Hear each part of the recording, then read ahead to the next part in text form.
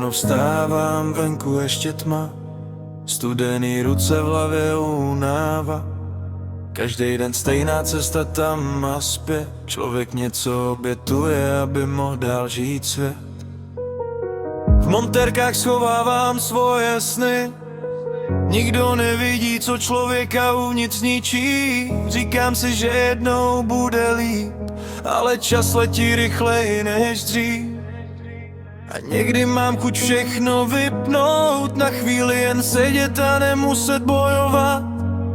Jenže život se nikoho neptá, jestli ještě má sílu vstát. Jen nechci jednou litovat, že jsem víc pracoval než miloval.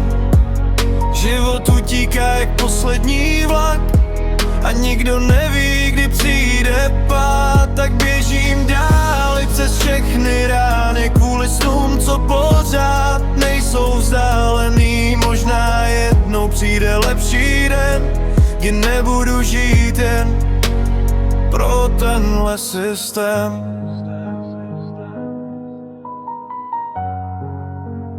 Pro tenhle systém.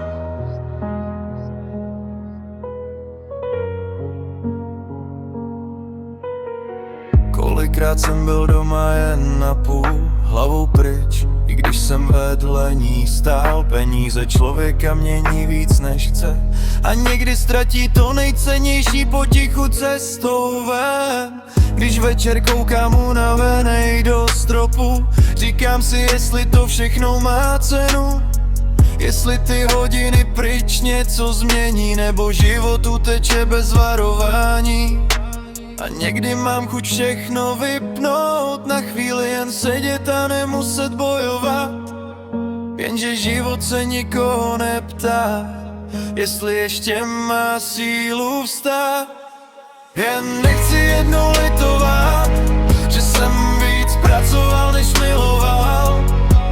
Život utíká jak poslední vlak a nikdo neví, kdy přijde pád. Tak běžím dál i přes všechny rány, kvůli snům, co pořád nejsou vzdálený. Možná jednou přijde lepší den, kdy nebudu žít jen pro tenhle systém. A tak dál hledám svůj směr mezi železem a obyčejným snem. Snad jednou přijde chvíle, kdy pochopím, že život není jen o tom přežít.